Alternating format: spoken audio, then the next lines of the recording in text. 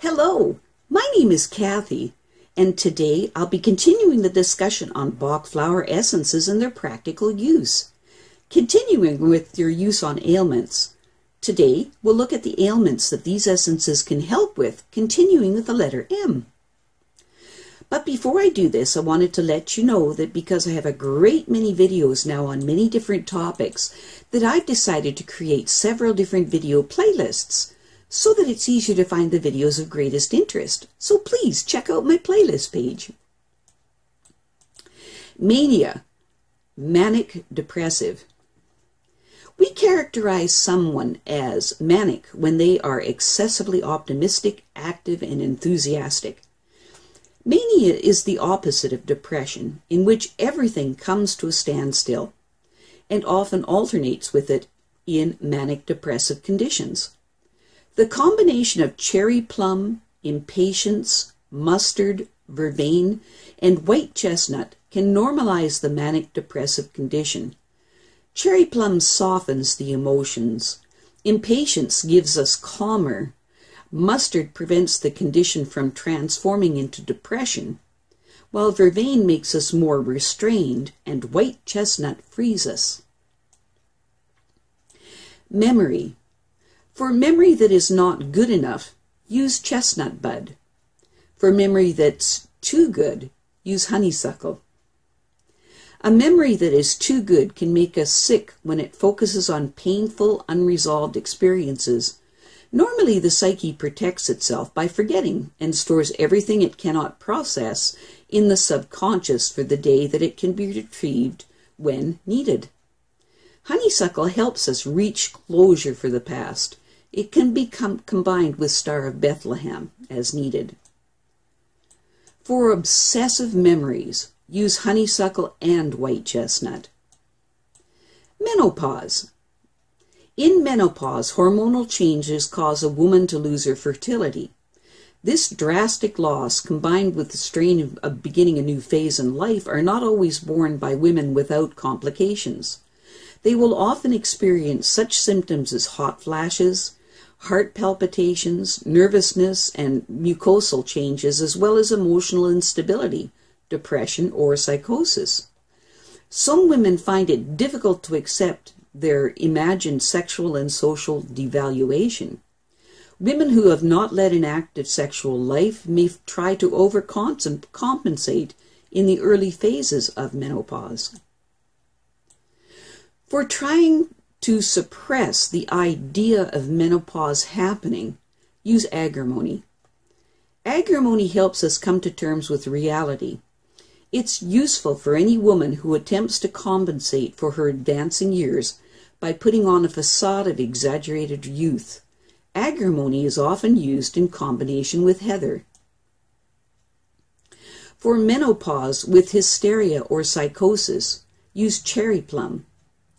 A strong but suppressed sexuality can make a woman seem obsessed or crazed. Cherry plum reduces emotional pressures. For menopause with hot flashes, use cherry plum, impatience, rock rose, and walnut. Cherry plum and rock rose are for uncontrollable vegetative reactions. Impatience works against general restlessness, and walnut restores the hormonal balance. For menopause with feelings of inferiority, use larch.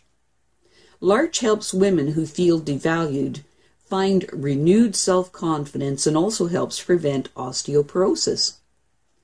For menopause that disrupts the flow of life, use Star of Bethlehem. Unprocessed traumatic experiences can impede our mental and emotional development. If they prevent us from expanding our consciousness, it is often fairly easy to locate the exact point in time that such an experience took place. Star of Bethlehem can help relieve the psychic blockade. It's often used for children who cannot accept the way things are because of their own unrealistic and often learned expectations and attitudes. It's often combined with honeysuckle or willow. For general problems with adjusting to menopause, use walnut. Walnut should be used for any problems related to a new phase in physical or psychic development. It promotes inner order and helps us reorient ourselves. Mistreatment, the consequence of shock. The consequences of mistreatment and shock.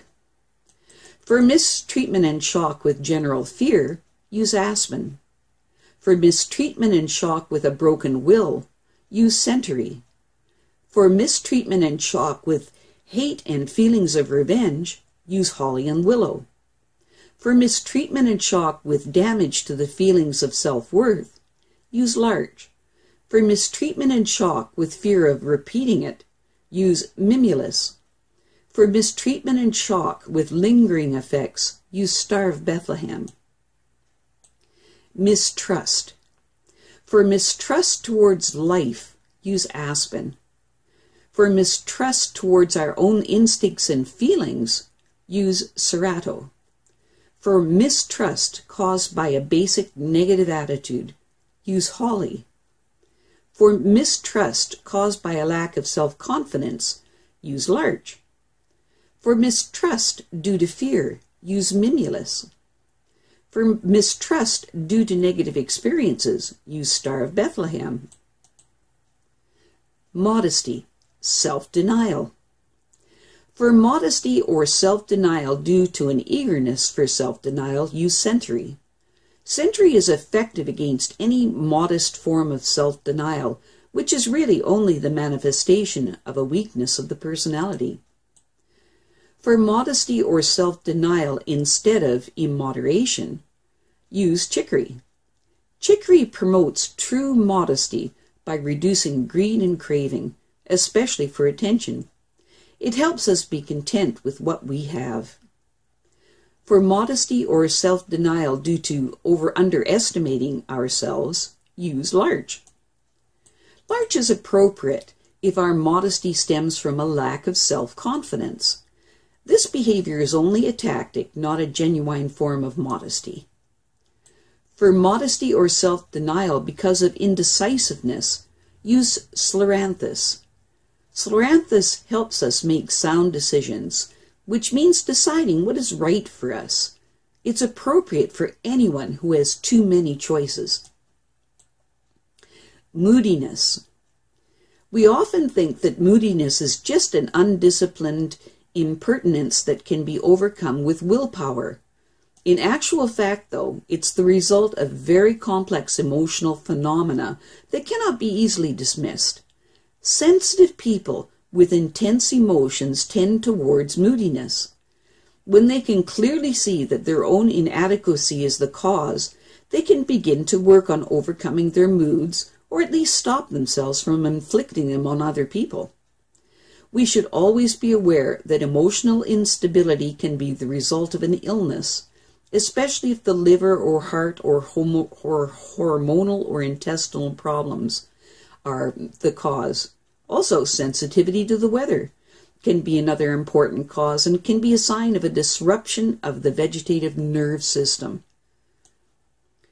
For groundless bad moods, use mustard.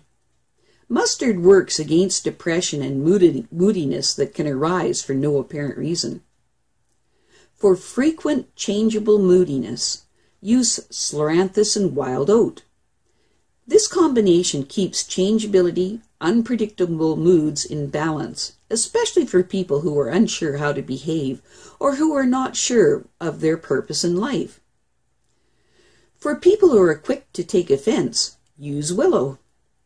People who seem to be looking for a reason to take offense need willow taken in combination with chicory, which is a craving for love, or heather, vanity. It can help avoid unpleasant moodiness. For mood swings, use mustard and scleranthus.